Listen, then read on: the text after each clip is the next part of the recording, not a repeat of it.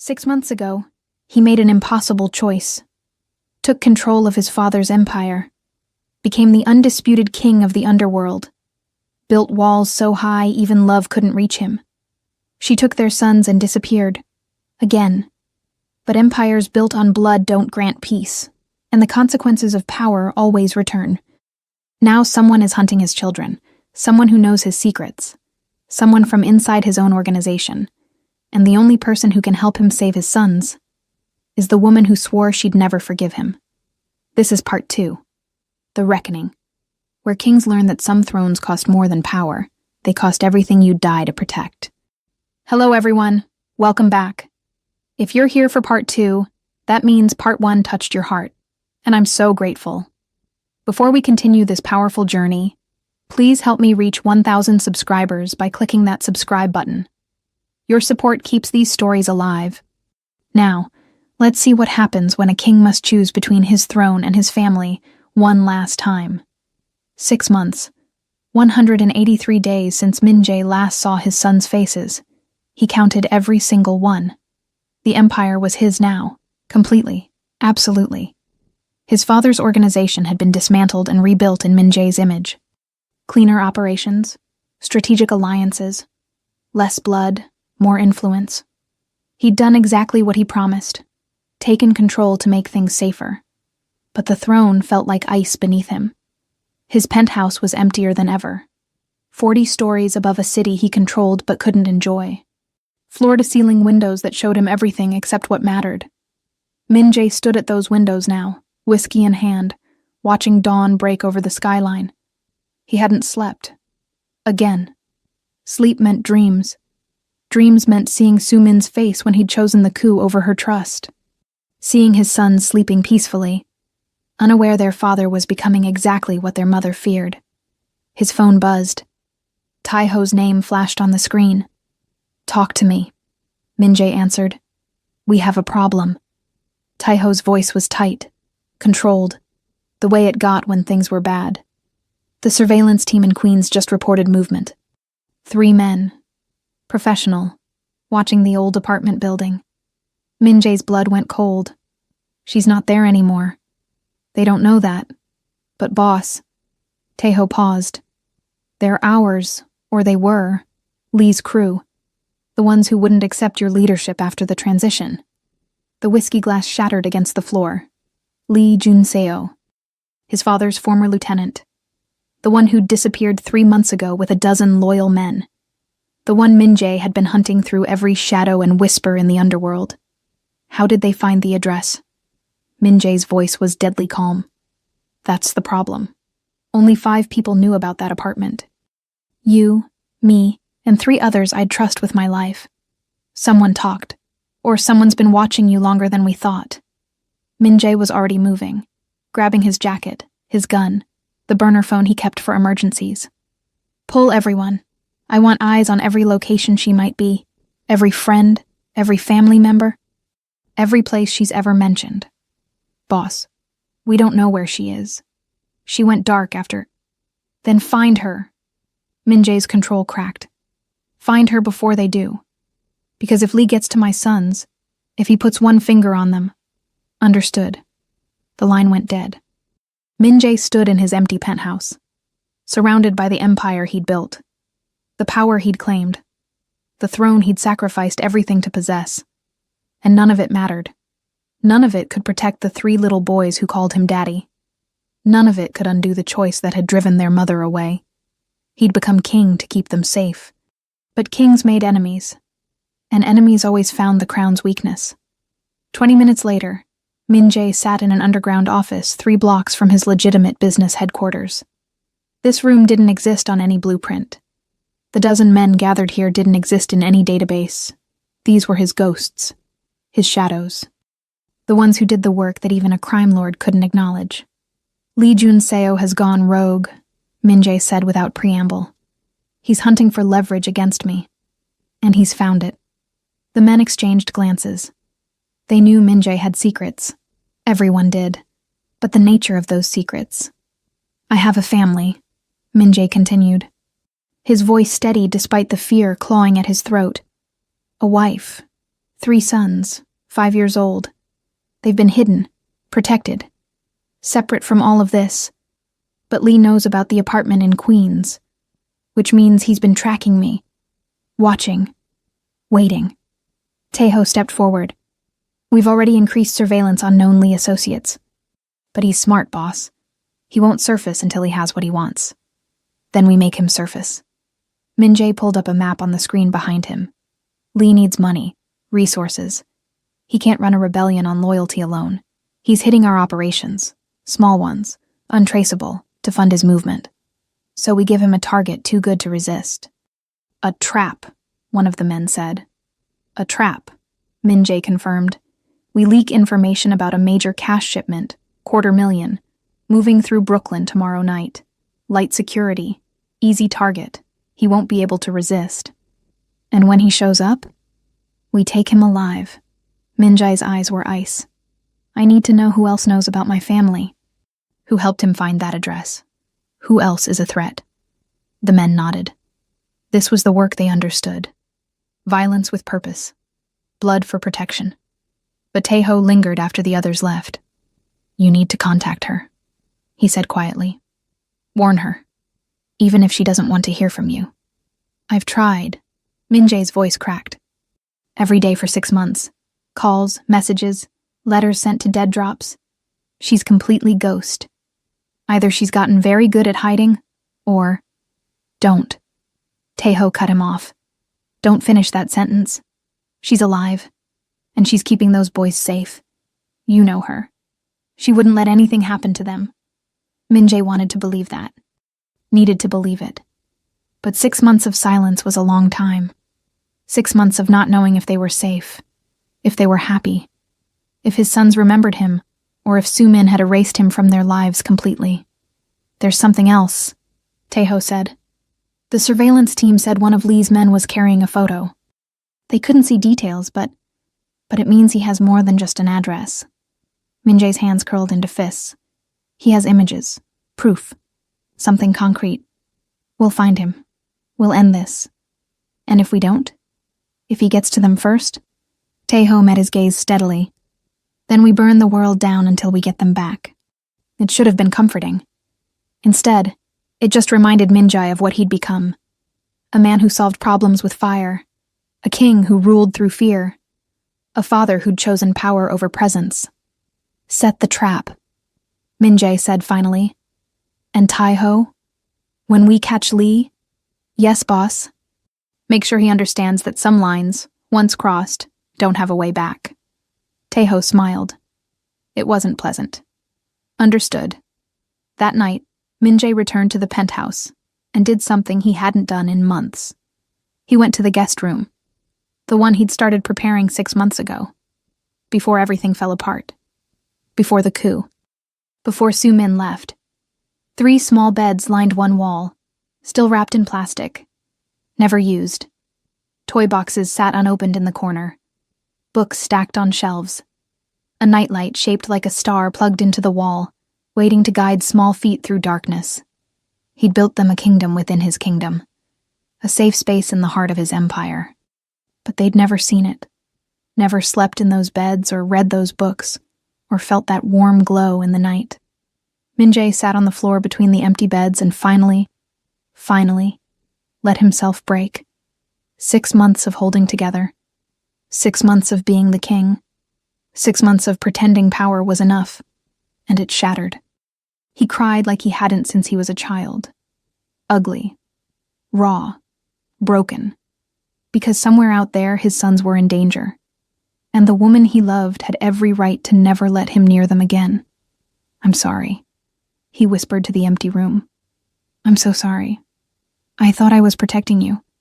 I thought control meant safety. I thought... His phone buzzed. Unknown number. Min-jae's heart stopped. He answered. Hello? Silence. Then breathing. Small. Frightened. Daddy? Ji-hoon's voice. His brave, stubborn, perfect son. Ji-hoon? Min-jae's voice cracked. Baby, where are you? Are you safe? Is mommy? Men came to our house. Ji-hoon was whispering, trying to be brave. Mommy told us to hide. But I took her phone. I remembered your number. You said if we ever needed you. I'm coming. Min-jae was already moving, already calling Tae-ho on another line, already becoming the weapon he'd spent 6 months sharpening. Stay hidden. Stay quiet. Don't come out for anyone except Mommy. Do you understand? I'm scared. I know, baby, I know. But Daddy's coming. And no one is going to hurt you. Promise? Min-jae thought about all the promises he'd broken, all the times he'd chosen wrong, all the ways he'd failed. I promise, he said. Now tell me where you are. And as Ji-hoon whispered an address, a safe house 3 hours north, Min-jae felt something shift inside him. The king died. The father awakened. And God help anyone who stood between him and his sons. The car tore through the night like a bullet. Min-jae drove himself. No driver, no entourage. Just him and the loaded gun in the passenger seat, and 3 hours of dark highway between him and his children. Tae-ho had protested, called it reckless, suicidal. Min-jae didn't care.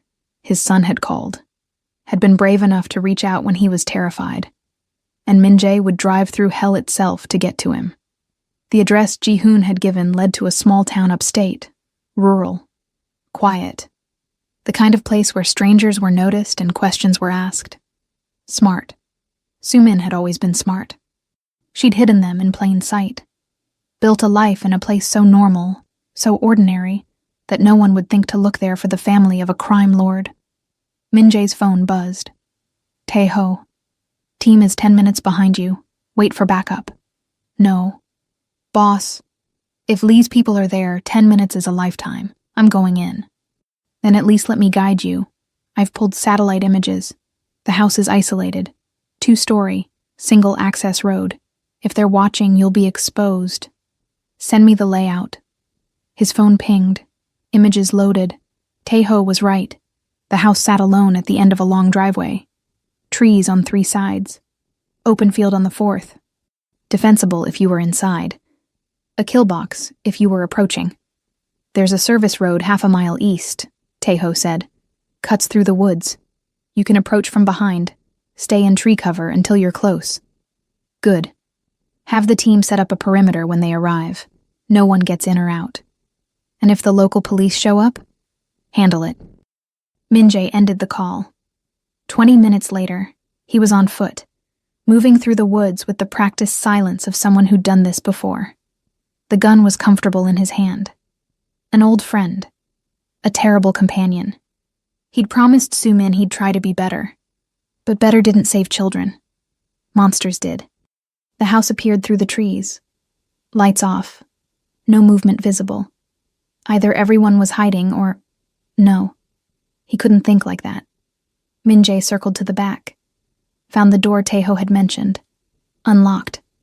His stomach dropped. Soo-min would never leave a door unlocked, which meant someone else had opened it. He entered silently. The house was small. Neat. The kind of place that smelled like home. Cooking and laundry and children's laughter. Family photos on the walls. His sons at a park. At a beach. Growing up in moments he'd never witnessed. The living room was empty. Kitchen, clear. Stairs leading up. A floorboard creaked above him. Min-jae moved. Fast. Weapon raised. Every sense heightened. The second floor had 3 bedrooms. 2 bathrooms. He cleared each room with mechanical precision. Empty. All empty. His chest tightened. Where were they?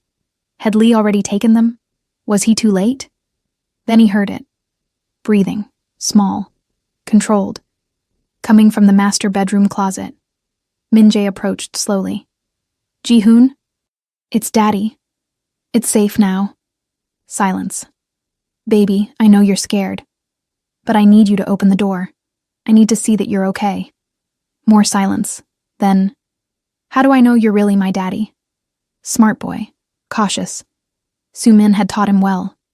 Because I remember the first time we made pancakes together. You wanted chocolate chips and whipped cream, and I said yes to everything because I'd just met you and I wanted you to like me. Min-jae's voice softened.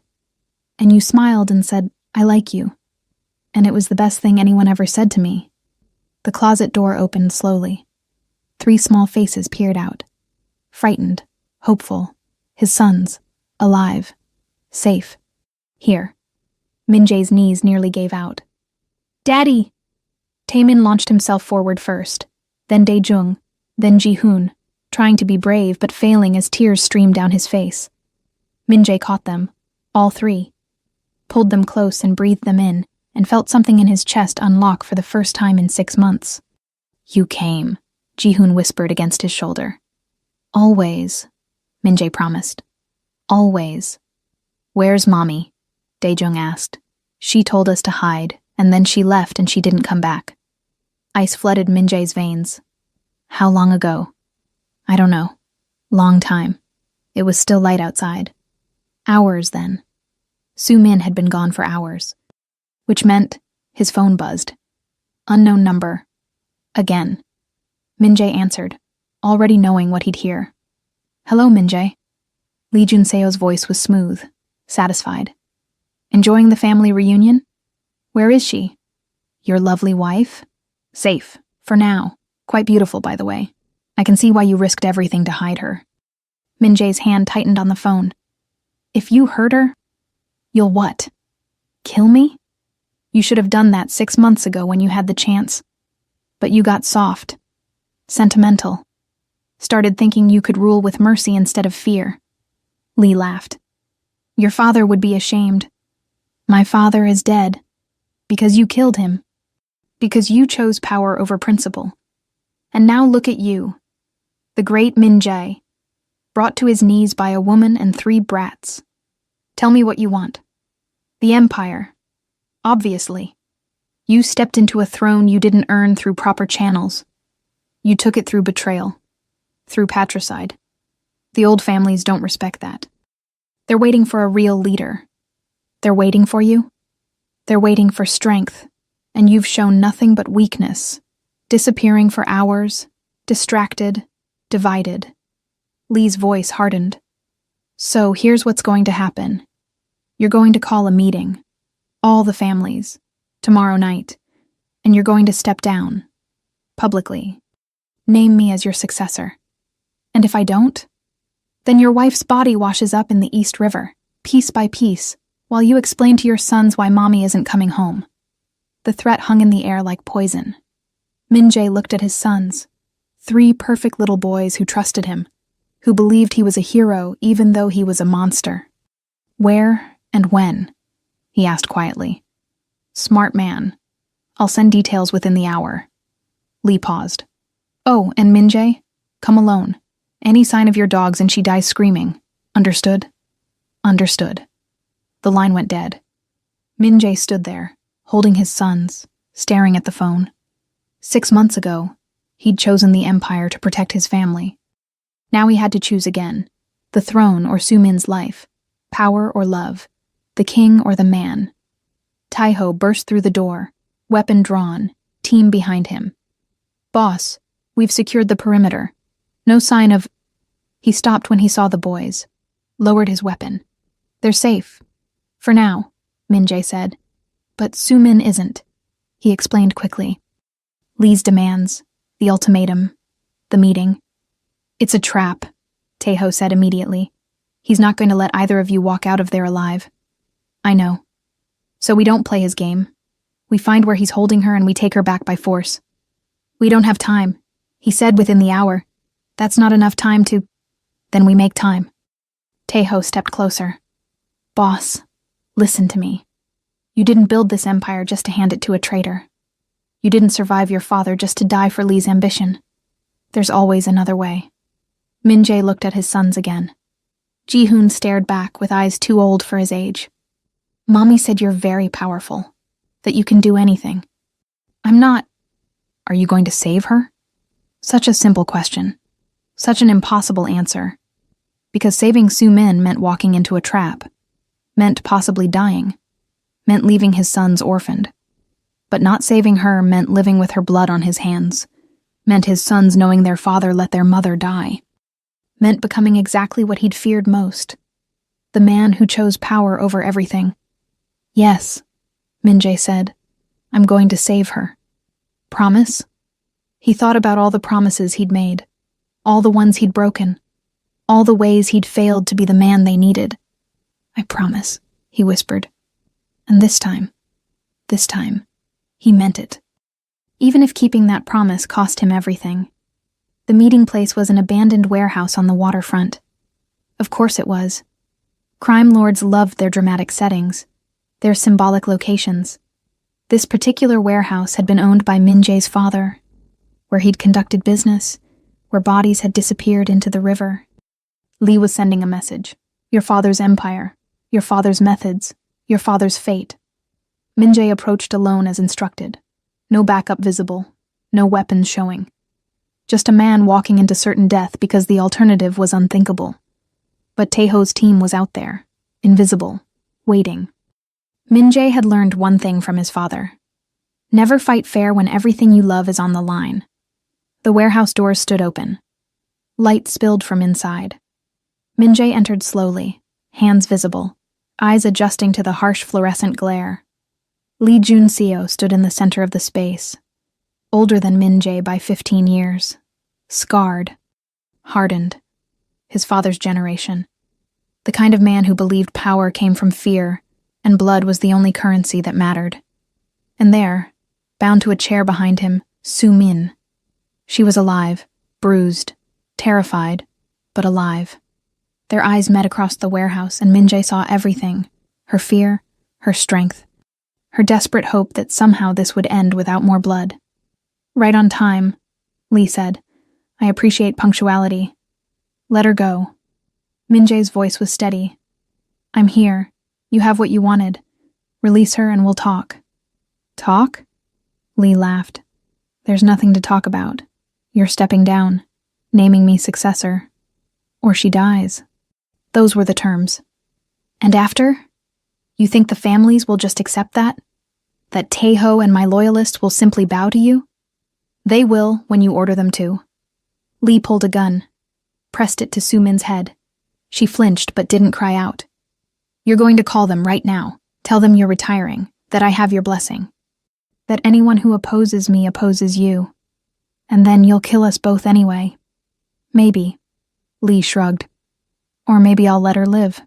The kids too. Hidden away somewhere. Your dirty little secret. As long as you disappear, leave the city, the country, never come back. You'd let me walk away? I'd let you run. There's a difference." Lee's smile was cruel. "Killing you makes you a martyr. But letting you slink away, broken, defeated, that makes you a coward. And nobody follows cowards."